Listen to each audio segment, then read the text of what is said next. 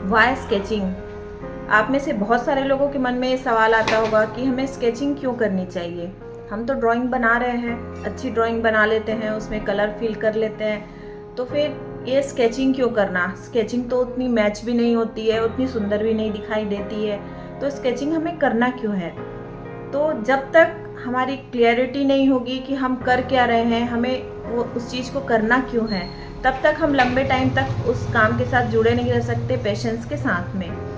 तो स्केचिंग भी एक ऐसा ही कॉन्सेप्ट है जहाँ हम ड्रॉ करते हैं but in loose way, quick way, जहाँ हम चीज़ों की फील को कैप्चर करते हैं अपने रेफरेंस की, और हमारे नंबर ऑफ स्केचिंग पे ज़्यादा फोकस करते हैं क्योंकि डिफरेंट काइंड ऑफ स्टडीज़ हमें करनी होती है। आप कोई सा भी कलर मीडियम ट्राई कर लो, water colour, acrylic, oil painting, pastels, कोई सा भी कलर ट्राई करो, जब तक आपकी स्केचिंग अच्छी नहीं है, आपके फंडामेंटल्स क्लियर नहीं है, इट डजेंट वर्क। आपने मास्टर आर्टिस्ट को भी देखा होगा, उनके वर्क्स भी देखे होंगे, तो जो वर्क्स सबसे ज़्यादा अच्छे होते हैं उनकी स्केचिंग का लेवल भी हाई होता है, बहुत डेवलप्ड होती है उनकी स्किल स्केचिंग की। और ऐसा भी होता है कभी कभी हम देखते हैं उनको कि वो डायरेक्ट ब्रश से कर रहे हैं, वो 2-4 लाइंस खींचते हैं, उसके बाद डायरेक्ट पेंटिंग करना शुरू कर देते हैं। तो इसका मतलब ये नहीं होता कि वो स्केच कर नहीं रहे या उन्होंने आज तक स्केचिंग नहीं की, वो डायरेक्ट इसी तरह करते हैं। इसका मतलब ये होता है कि उन्होंने स्केचिंग को मास्टर कर लिया है, अब वो स्केचिंग उनके माइंड में चल रही होती है, उनके माइंड में सारी चीज़ें ऑलरेडी फीड हैं। तो स्केचिंग के बहुत सारे बेनिफिट्स होते हैं, अलग अलग तरह के बेनिफिट्स होते हैं। कई चीज़ें होती हैं जो आप सर्च करेंगे गूगल पे तो वो आपके सामने में आ जाएंगे कि स्केचिंग के ये बेनिफिट होते हैं, बट आप जब प्रैक्टिकली करोगे तो और भी आपको बहुत सारे बेनिफिट्स नज़र आएंगे, जो कि हम अभी आज जो स्केचिंग का सेशन है उसमें हम बहुत सारे बेनिफिट्स आज यहाँ डिस्कस करेंगे। बट स्केच करते करते तो पेन, पेपर, पेंसिल जो भी है आप हाथ में ले लीजिए, क्योंकि कई चीज़ें ऐसी होती हैं जो हम जब तक खुद नहीं करते हैं तब तक हम कभी समझ नहीं पाते हैं। हम दूसरों के वीडियोस देख लेते हैं, वो जो जो बताते हैं हम करते जाते हैं, जब तक हम उसको साथ में इम्प्लीमेंट नहीं करेंगे, प्रैक्टिकली नहीं करके देखेंगे। जैसे कि हम शुरू से पढ़ते आ रहे हैं स्कूल्स में, वहाँ थ्योरी भी होती है, प्रैक्टिकल भी होते हैं, तो जब तक हम प्रैक्टिकल वर्क्स नहीं करेंगे तब तक हमें कुछ भी समझ में नहीं आएगा। जैसे कि पहले भी वीडियोस में हमने देखा, लॉन्ग आवर स्टडीज़ और शॉर्ट आवर स्टडीज़ दोनों को करना कितना ज़रूरी है। अपनी लेसन की अंडरस्टैंडिंग के लिए, फंडामेंटल्स को क्लियर करने के लिए हम लॉन्ग आवर स्टडी करते हैं जहाँ बहुत टाइम लगाते हैं, बट अपनी स्किल को डेवलप करने के लिए, अपने रिदम और अपनी लाइंस को फ्लो में लाने के लिए और भी बहुत सारी चीज़ें होती हैं जिसको हमें डेवलप करनी होती है आगे चल के। अपने इमेजिनेशन पावर को बढ़ाने के लिए हमें स्केचिंग की बहुत ज़्यादा ज़रूरत होती है। हमें डेली बेसिस पे बहुत लंबे टाइम तक स्केचेस करने होते हैं, चाहे हम कितने बिजी हों, कितना ही बिजी शेड्यूल हो हमारा। आप हमारी एफबी कम्युनिटी भी ज्वाइन कर सकते हैं जहाँ हम 90 डेज चैलेंज अभी स्टार्ट है।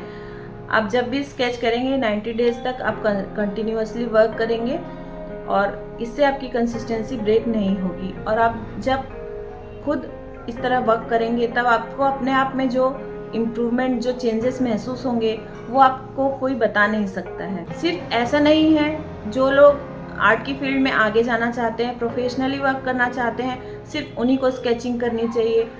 हम चाहे कोई भी हो, हम चाहे स्टूडेंट हैं, हाउसवाइफ हैं या फिर हम कोई जॉब करते हैं, तो भी हमें स्केचिंग को डेली बेसिस पे करना बहुत ज़्यादा ज़रूरी होता है। हम 15 मिनट करें, आधा घंटा करें, 1 घंटा करें, हमें जितना भी टाइम मिलता है।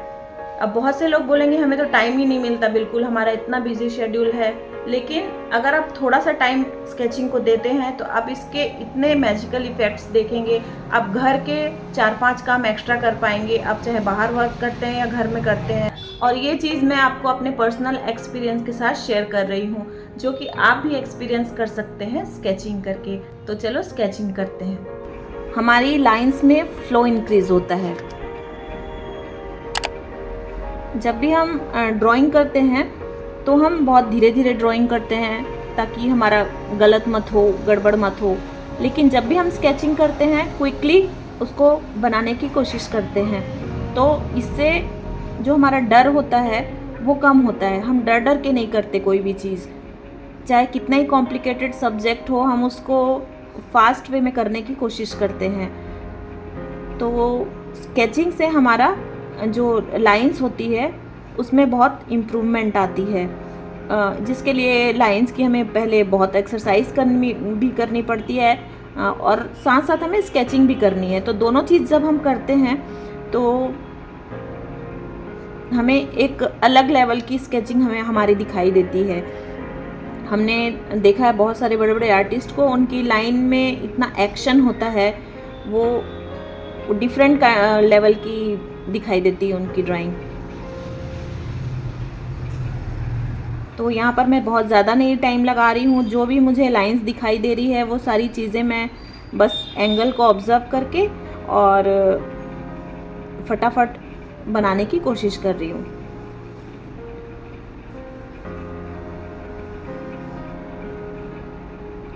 इसीलिए डेली बेसिस पे आपको भी एक्सरसाइज करनी चाहिए लाइंस की, शेप्स की। जो भी मैंने पिछले वीडियो में बताई है, सारी एक्सरसाइज को आपको बार बार देखना है रिपीटेडली और उसको करना है।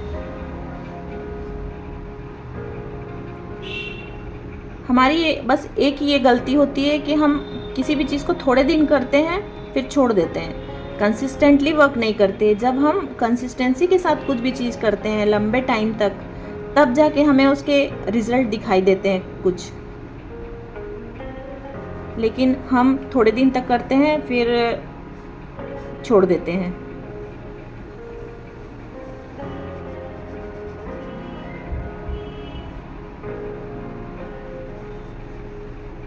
जैसे कि इस रेफरेंस में जो शूज़ रखा है उसके इधर में एक पियर रखा हुआ है, एक बॉटल है। तो टोटल यहाँ फंडामेंटल्स यूज़ हो रहे हैं ड्राइंग के। हमें एंगल्स देखना है कि एंगल्स क्या है, बॉटल का एंगल क्या है, इस पियर का एंगल क्या है। तो कुल मिला के एंगल जजमेंट हमारा सही होना ज़रूरी है।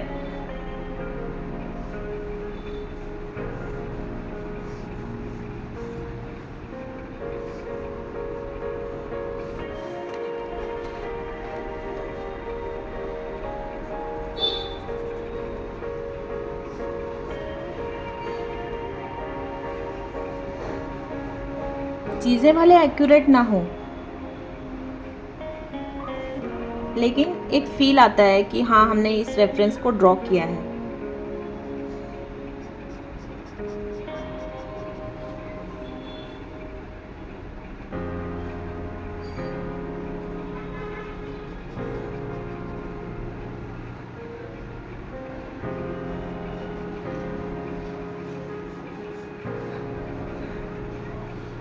अगर अभी मैं इसमें इस तरह से धीरे धीरे काम करूं ऐसे, तो इसमें एक ये ड्राइंग एक अलग दिखाई देगी, बिल्कुल डिफरेंट लेवल की होगी वो।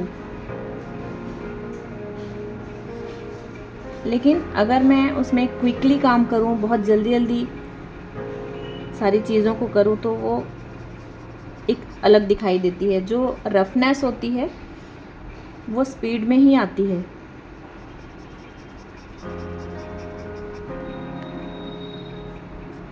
लेकिन स्पीड को इंक्रीज़ करने के लिए हमें डेली बेसिस पे काम करना होगा। अगर आपकी स्पीड इंक्रीज़ होती है तो फ्लो स्पीड में ही आएगा। तो सारी चीज़ें एक दूसरे से जुड़ी हुई हैं। ऐसा नहीं कि आप जब अच्छे से फ्लो में काम करना सीख जाओगे तो फिर आप ज़्यादा स्केचिंग करोगे, वो नहीं होता। आप स्केचिंग करते जाओगे तो ऑटोमेटिक आपकी लाइंस का फ्लो भी इंक्रीज़ होगा।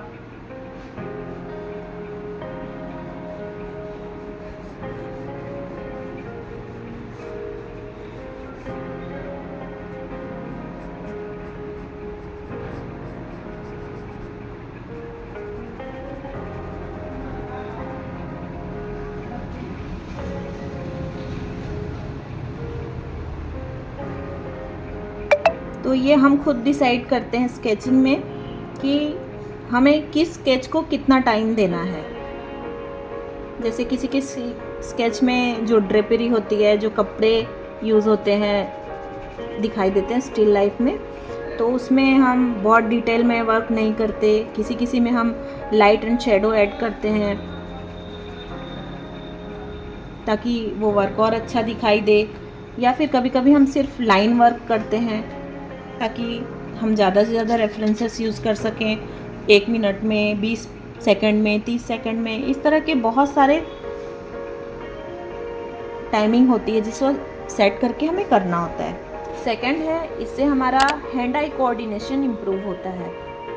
अब हैंड आई कोऑर्डिनेशन क्या होता है? हैंड आई कोऑर्डिनेशन होता है कि हम जो चीज़ ड्रॉ कर रहे हैं वो कितना जल्दी हम देख रहे हैं और कितना जल्दी उसको अपने पेपर पे बना पा रहे हैं। हमारा हैंड आई कोऑर्डिनेशन तब इम्प्रूव होगा जब हम डेली बेसिस पे बहुत सारी स्केचिंग करेंगे, हमारे फंडामेंटल्स क्लियर होंगे सारे, तो हम जो देखते जाते हैं उसको हमारा हाथ बस चलते जाता है। हम इधर अपने रेफरेंस की ओर देखते हैं तो भी हमारे हाथ इधर चलते होते हैं। जैसे आपने देखा होगा ना वही गाड़ी वाला एग्जाम्पल, कि जब हम नई नई गाड़ी चलाना सीखते हैं तो हमें बहुत खतरा रहता है हमसे कोई बात ना कर ले, लेकिन जब हम चलाना सीख जाते हैं तो हम फ़ोन पे भी बात कर लेते हैं, हमारे पास में कोई बैठा है उससे भी बात कर लेते हैं, उसमें हाँ हाई वॉल्यूम पे गाने भी चला लेते हैं।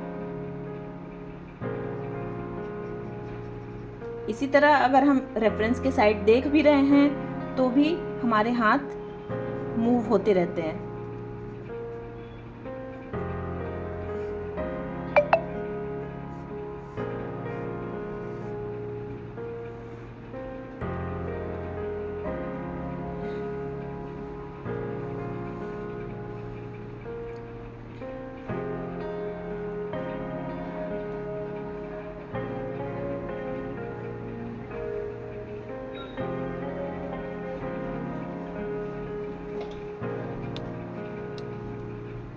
हैंड आई कोऑर्डिनेशन में हमें ये भी देखना होता है कि पीछे कौन सी चीज़ें हैं, कौन सी चीज़ ओवरलैप हो रही है। जैसे इस रेफरेंस में ये एप्पल इस जग के आगे में रखा हुआ है, तो चीज़ें ओवरलैप कैसे होंगी वो फास्टली जज करना है हमें।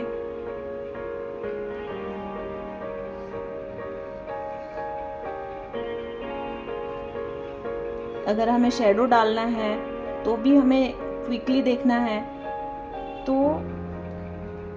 सारी चीज़ों के लिए हमारे आँखों का यूज़ होना बहुत ज़्यादा ज़रूरी है। हम देख कैसे रहे हैं अपने रेफरेंस को, हम जितनी जल्दी देख पाएंगे, अगर हमें इसमें क्विकली सारी चीज़ें दिख नहीं रही हैं तो हमारे हाथ क्विकली नहीं चल पाएंगे। तो जितना हमारे माइंड में ड्राइंग चलती है फिर हमारी आँखों में, इस तरह से हम हमारी स्पीड को भी इंक्रीज कर पाते हैं।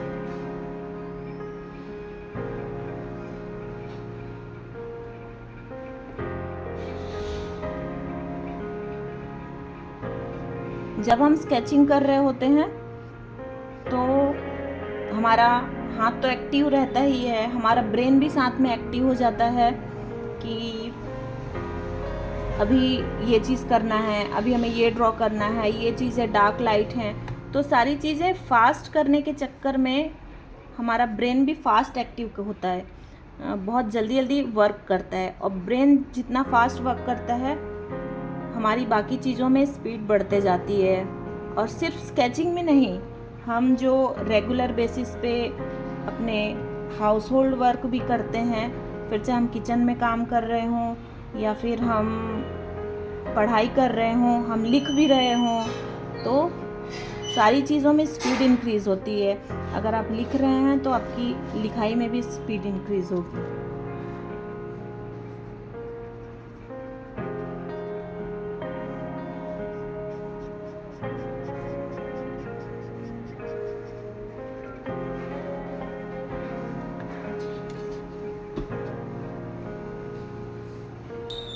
थर्ड है quick decision making power. Decision making, तो क्विक डिसीजन मेकिंग हमारी यहाँ कैसे बढ़ती है?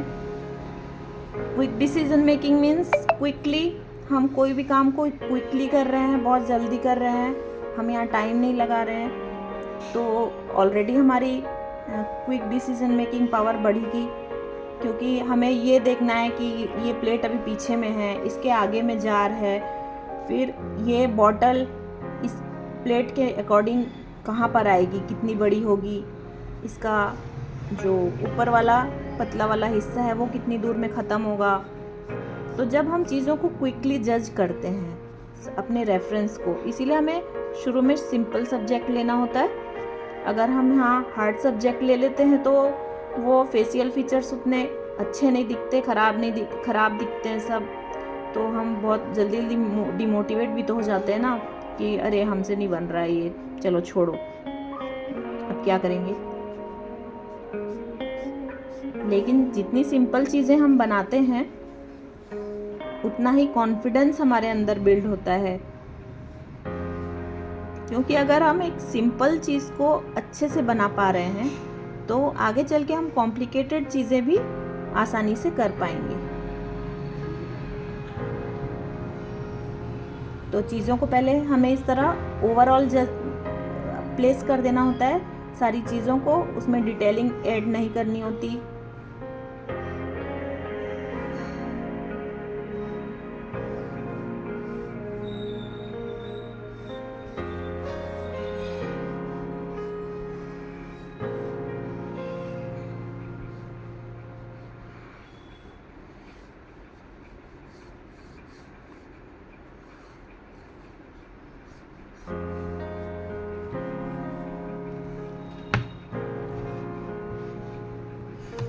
अब इसमें मेन बात जो सोचने वाली होती है कि हमारी गलती हो तो क्या। जब हम गलतियां करते हैं, अगर हम गलती नहीं करेंगे तो हम सीखेंगे कैसे। जैसे यहाँ इस रेफरेंस में मुझसे ये गलती हुई कि ये जार बहुत बड़ा बन गया, इसे बहुत छोटा होना था, करते करते बनाते बनाते बड़ा बन गया। तो वो सारी डिसीजन पावर होता है हमारा कि हमें क्या करना है, कैसे करना है। ये सारी चीज़ें छोटी बन गई और ये बन गया बड़ा, जबकि इसे होना था छोटा और ये जो कद्दू है ना ये आगे होता। ठीक है, तो अपनी गलतियों को पकड़ना और उन गलतियों से सीखना वो सबसे ज़्यादा मैटर करता है। तो वो सारी चीज़ें हम तब सीख पाते हैं जब हम स्केचिंग करते हैं।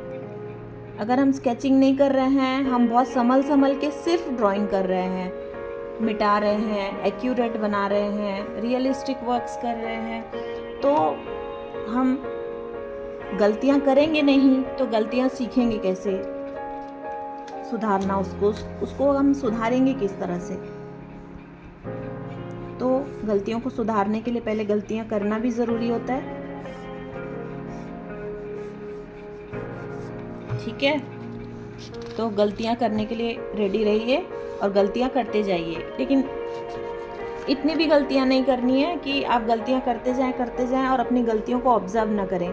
या मुझे पता है ये जार बड़ा बन गया है, तो नेक्स्ट टाइम में मैं वो चीज़ मेरे माइंड में रहेगी कि कौन सी चीज़ कितनी बड़ी है, कौन सी चीज़ किसके कहाँ पर आ रही है, वो सारी प्लेसमेंट मैं पहले कर लूँ, उसके बाद में मैं उसमें थोड़ी बहुत डिटेल जो ऐड करनी है वो करूँ। वरना हम बहुत लाइट पहले चीज़ों को प्लेस करते हैं कि चीज़ें कौन सी कितनी बड़ी हैं, कौन सी कितनी छोटी हैं, कहाँ पर आएगी। हम तो ये सिंपल रेफरेंस ले रहे हैं। जब हम लाइव ड्रॉ करेंगे, किसी विलेज के सीन को ड्रॉ करेंगे, तो फिर हम कैसे उसको सुधारेंगे वहाँ बैठ के। वहाँ तो हमें फास्ट स्केचिंग करनी होती है ना, वहाँ हम रोड पे बैठ के कितनी देर तक ड्रॉ कर लेंगे, 3 घंटा 4 घंटा। तो हमारी स्केचिंग एबिलिटी का फास्ट होना बहुत ज़रूरी है। कहीं हम लाइव डेमो दे रहे हैं, अगर लाइव डेमो दे रहे हैं तो वहाँ लोग आपका वेट थोड़ी करेंगे, आप 4 घंटा तक ड्रॉ करेंगे, तो वहाँ हमारी फास्ट स्केचिंग का होना बहुत ज़्यादा ज़रूरी है।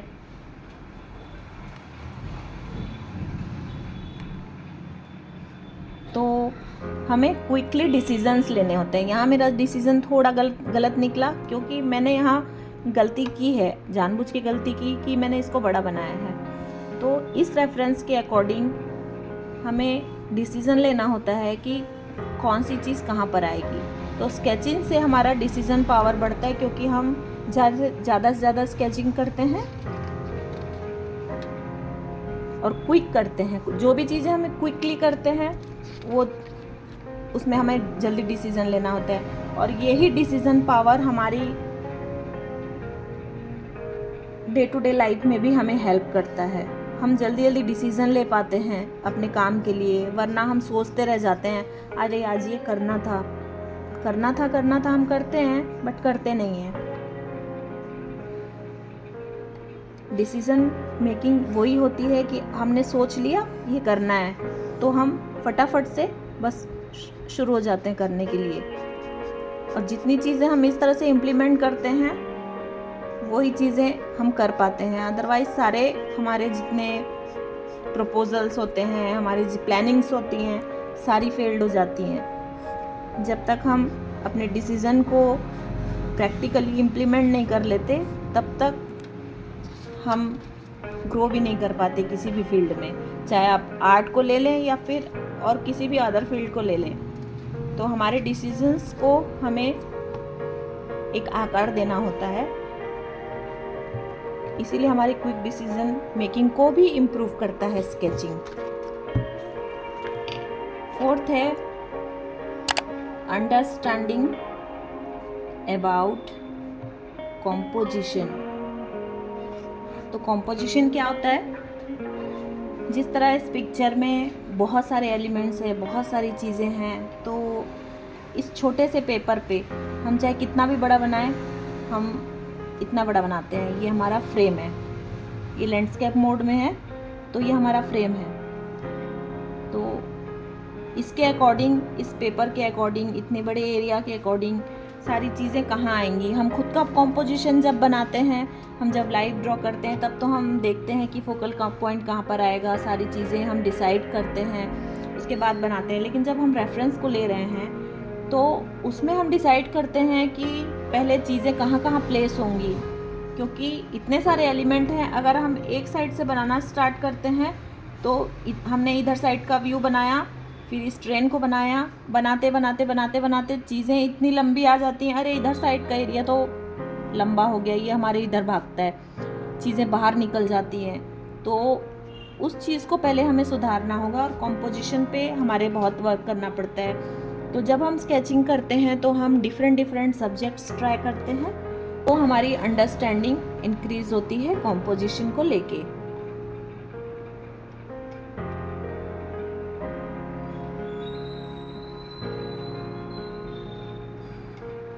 जैसे इसमें मैंने देखा कि ये जो बड़ी बड़ी लाइन है, ये मिडिल के कहाँ पर आ रही है। ये जो ट्रेन है वो मिडिल से थोड़ा लेफ़्ट साइड से स्टार्ट हो रही है, तो इसका मिडिल हम फाइंड करते हैं।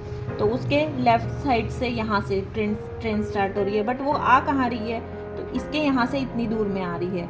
तो सारी चीज़ों को हम ध्यान में रखते हुए, अब यहाँ मैं पेन का यूज़ कर रही हूँ क्योंकि स्केचिंग में कोई चीज़ें बाउंड्री नहीं है, हमें फ्रीली वर्क करना है। यहाँ मैं क्विक फील लेके आ रही हूँ इसका, क्योंकि हम यहाँ सिर्फ कॉम्पोजिशन की स्टडी कर रहे हैं, हम यहाँ पर स्केचिंग नहीं बना रहे हैं। तो अब ये ट्रेन कहाँ जा रही है? यहाँ तक जा रही है, लेकिन पर्सपेक्टिव है यहाँ पर जो कि आगे में बड़ी है और पीछे बहुत छोटी होते हुए जा रही है।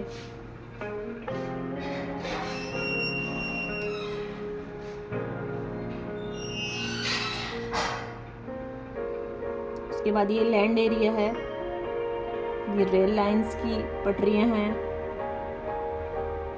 जिस पे ट्रेन खड़ी हुई है वो वाली पटरी।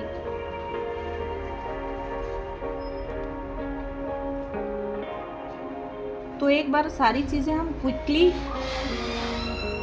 प्लेस कर लेते हैं कि कहाँ कहाँ पर क्या क्या आएगा। उसके बाद हम उसमें थोड़ा बहुत जो डिटेल ऐड करना होता है वो करते हैं।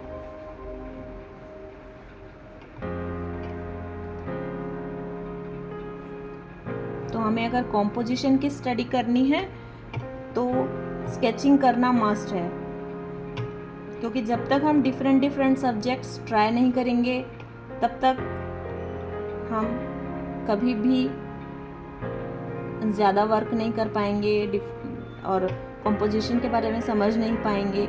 जैसे कि हमने ये स्टिल लाइफ ड्रॉ किया, ये भी कॉम्पोजिशन है कि क्या चीज़ पीछे रखी हुई है, क्या उसके आगे रखी हुई है, इस प्लेट के कितना दूर से ये जग स्टार्ट होगा, इस जग से कितना दूर ये फ्रूट रखा हुआ है। तो सारी चीज़ें अपनी अपनी जगह पे हैं और वो हमारे पेपर के अकॉर्डिंग कहाँ आएगी।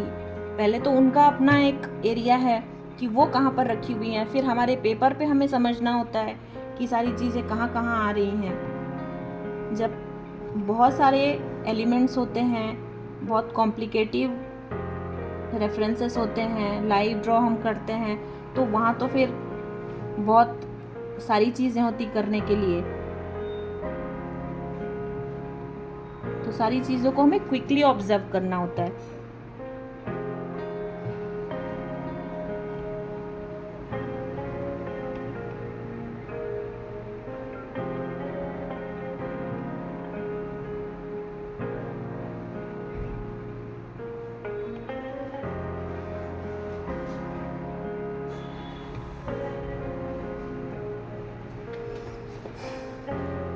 अब इसमें हम चाहें तो फिर डिटेल ऐड कर सकते हैं थोड़ा थोड़ा, वो भी लाइट डार्क, कि कौन सा एरिया लाइट है, कौन सा एरिया डार्क है। सिर्फ लाइट डार्क अगर हम कर देते हैं तो चीज़ें हमें समझ में आ जाती हैं, जो कि हम सिंपल हैचिंग के थ्रू भी कर सकते हैं। तो आपने देखा कि हम चाहे कोई सा भी कलर मीडियम यूज़ करें, जब तक ये बेसिक सारी चीज़ें हमारी क्लियर नहीं हैं, तब तक कोई मतलब नहीं है सारी चीज़ों का।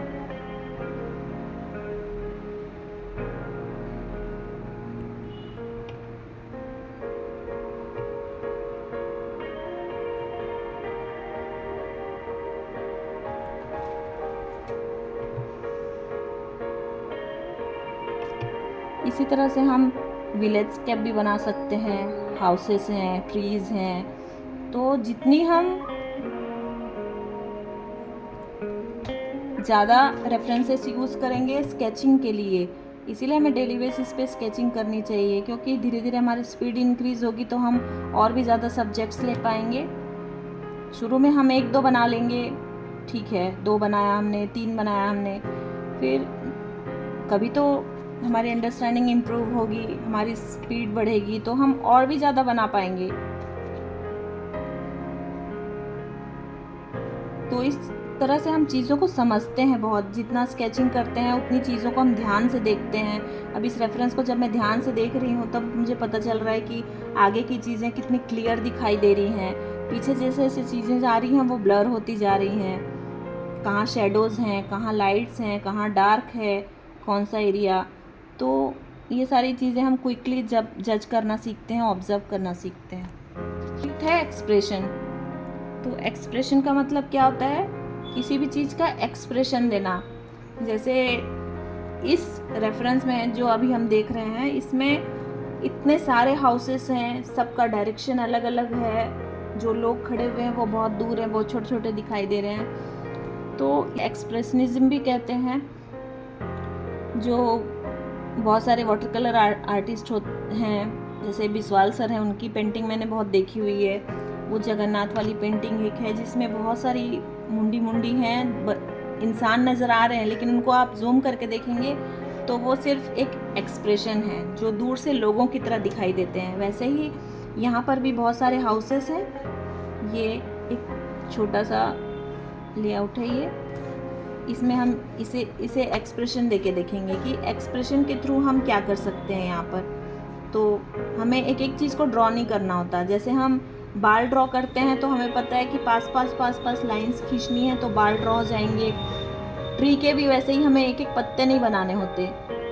जैसे अगर हमें ये सारी चीज़ों का पता नहीं है तो हम एक एक ट्री के पत्ते बनाने बैठते हैं, तो हम ओवरऑल चीज़ों को ऑब्जर्व करते हैं कि यहाँ तक 3 ट्री आएंगे, तो फिर उसके अकॉर्डिंग हम क्विकली एक्सप्रेशन देते हैं उसके ट्री के, कहाँ डार्क है, कहाँ लाइट है, इस तरह से।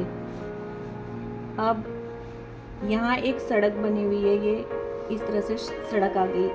फिर कुछ हाउसेस बने हैं जहाँ लाइट और डार्क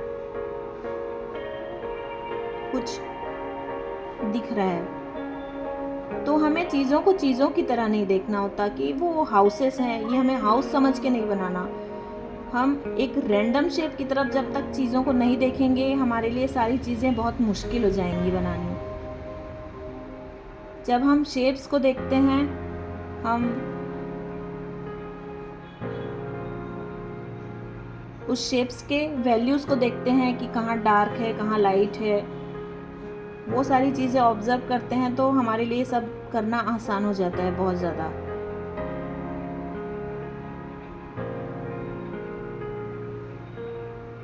नारियल के पेड़ हैं, तो अब ये नारियल के पेड़ के एक पत्ते मैं नहीं बना रही, दूर में हैं, वो बहुत छोटे छोटे दिखाई दे रहे हैं।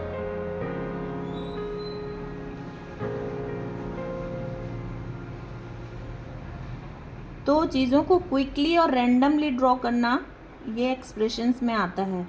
जो दूर से तो ऐसा दिखाई देता है कि वहाँ कोई इंसान खड़ा हुआ है, जब आप पास करके देखेंगे तो वो इंसान की तरह नहीं दिखता। फिर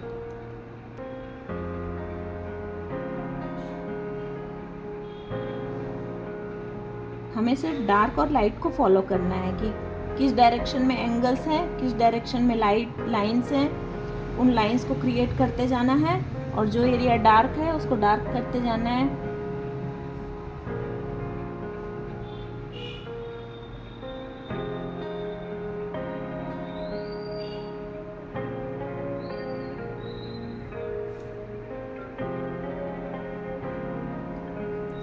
तो चीज़ों के एंगल, डायरेक्शंस, अब यहाँ जो छोटे छोटे इंसान खड़े हुए हैं उसमें शर्ट वाइट है, तो ये वाइट धोती है, ठीक है, ये बन गया एक इंसान।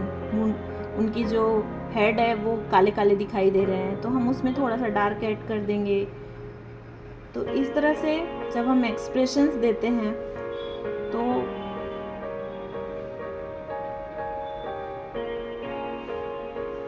ये सब हम स्केचिंग के थ्रू ही सीख सकते हैं। जब हम ड्राइंग बनाते हैं तो वहाँ हम एक्यूरेसी सीखते हैं कि हम कैसे एक्यूरेट चीज़ों को बनाएं, लेकिन जब हम स्केचिंग करते हैं तो ही हम फिर आगे चल के अपना आर्ट फॉर्म भी डेवलप कर पाएंगे, क्योंकि हमारे हैंड का जो मूवमेंट होता है, जो हम फास्ट ड्रॉ करते हैं, उन सारी चीज़ों से फिर हमारे धीरे धीरे इमेजिनरी पावर इंक्रीज़ होता है। तो जब तक हम स्केचिंग नहीं करेंगे, हम खुद का आर्ट फॉर्म भी डेवलप कभी भी नहीं कर पाते। फिर हम सिर्फ रेफरेंसेस पे डिपेंड होते हैं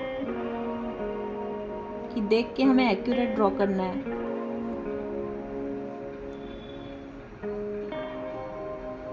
तो जैसे जैसे मैं इसमें ब्लैकनेस ऐड करते जाऊंगी और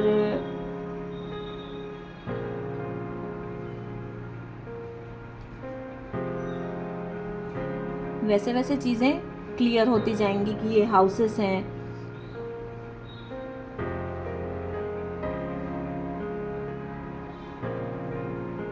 जो दूर के हाउसेस हैं वो बहुत छोटे छोटे हैं, उनमें और मैं कम डिटेलिंग ऐड करूँगी, तो वो लेकिन फिर भी वो हाउसेस की तरह ही दिखाई देंगे कि दूर में बहुत सारे हाउस हैं। तो इस तरह 2-4 लाइंस की हेल्प से जो मैं करती हूँ वो होता है ये एक्सप्रेशन, किसी भी चीज़ को एक्सप्रेशन देना।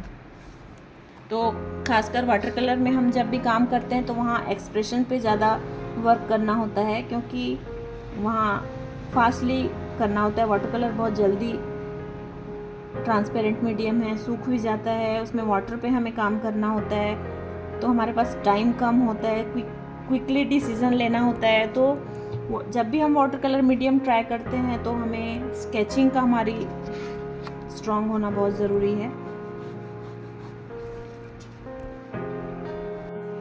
तो स्केचिंग के और भी बहुत सारे बेनिफिट्स हैं, जिसको लेकिन आप प्रैक्टिकली करेंगे, खुद इम्प्लीमेंट करेंगे, लगातार बहुत दिनों तक स्केचिंग करेंगे तो ही आप समझ पाएंगे, क्योंकि जब तक हम करते नहीं हैं खुद भी, तब तक हमें वो रिज़ल्ट नहीं मिलते हैं कि हमारी इतनी फास्ट इम्प्रूवमेंट होती है स्केचिंग के साथ में, हमारी क्विक डिसीजन मेकिंग होती है, हमारी मेमोरी पावर बढ़ता है, हमारा फोकस बढ़ता है। तो बहुत सारी चीज़ें रह गई जो डिस्कस नहीं कर पाए हैं, जिनको आने वाले वीडियोस में और हम करेंगे।